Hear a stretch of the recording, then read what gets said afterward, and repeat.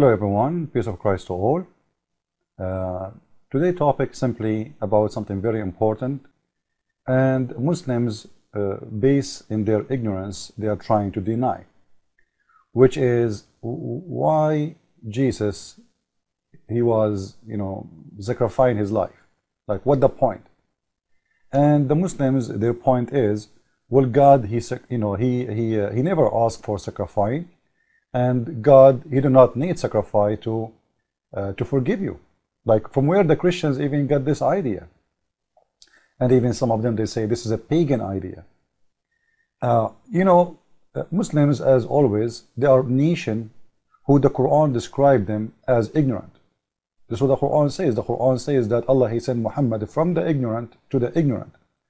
Ignorance and Islam, they work together. And the Quran says that clearly, that Allah he sent Muhammad as a prophet who is ignorant to the ignorant. And you will see that in the screen. Now, this is not my point, really. This is not what my video is about. My video is about sacrifice.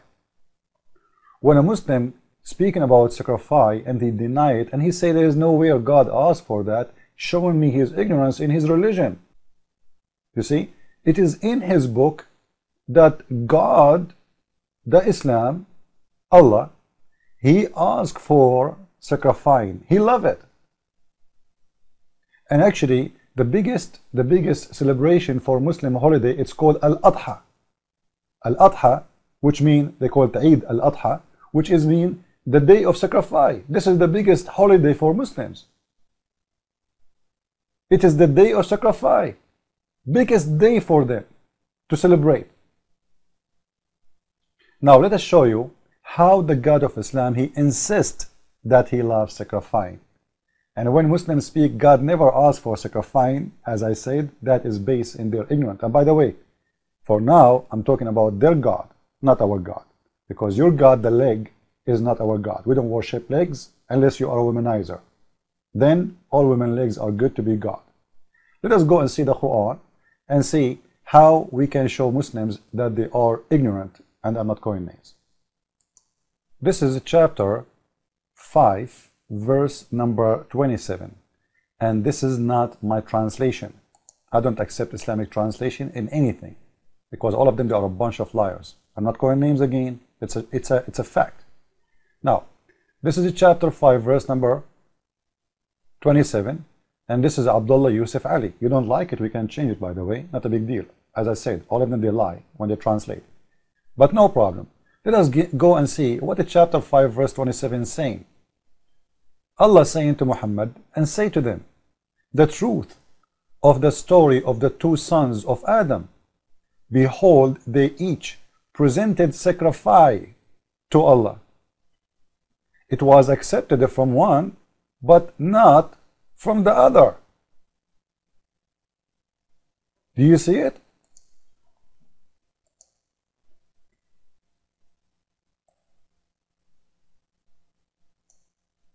And Allah accept the sacrifice.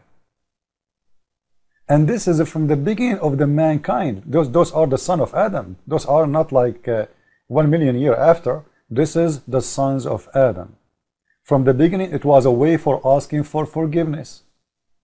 And Allah approved that way, which means it was part, and it is part of his practice.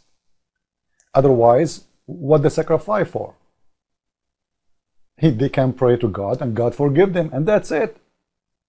So it doesn't matter really if you give sacrifice or not. This is the logic of Muslims, but as I said, their logic is logic based on ignorance, because they do not know what is written in their book. If we continue, we will find the following. This is the Jordanian government website, the King of Jordan. This is the King of Jordan Institute, so nobody says to me I am making anything up. Don't tell me that the King of Jordan is getting, by the way, is dead already. This is the King, the father, and they are supposedly from the family of Muhammad. Chapter 5, verse number 27, and this is Tafsir al-Jalalain. What al-Jalalain says?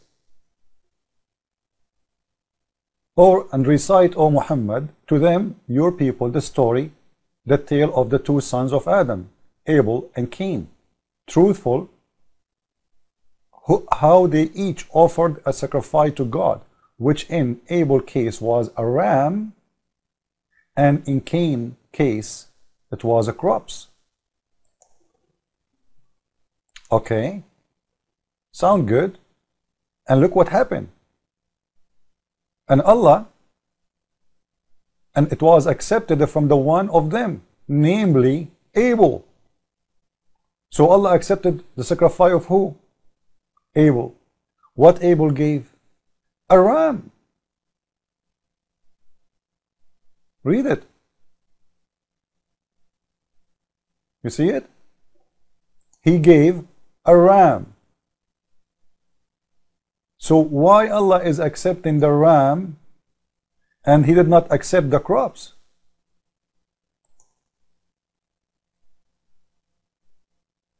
He don't like green crops? What a ram mean? It means shedding blood.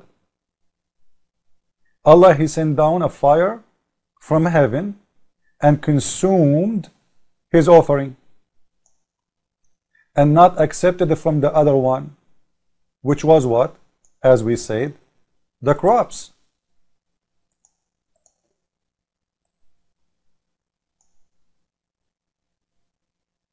And this is from the beginning of the time. What for? Why this is, can you tell me, Muslims, why Allah is accepting a ram? He don't like a carrot? What's wrong with carrot? No, he won't ram. Are you going to tell me that your God, Allah, he like barbecue only? And why it is a ram? What rams, what ram present? Why not an elephant? What about a camel? Or elephant is bigger? Huh? Why a ram?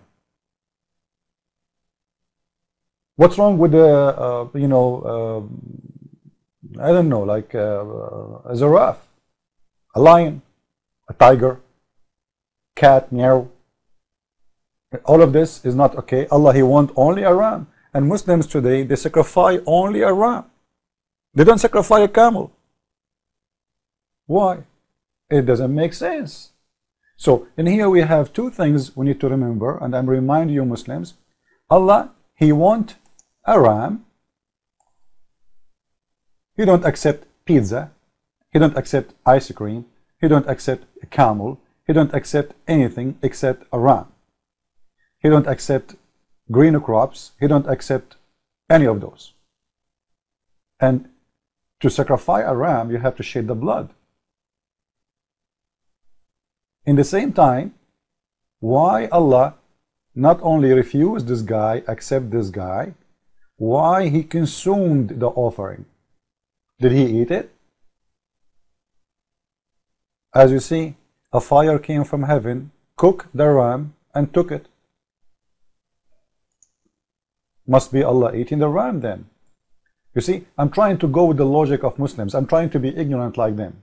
I know for sure God did not eat, the God of Islam did not eat this ram at all.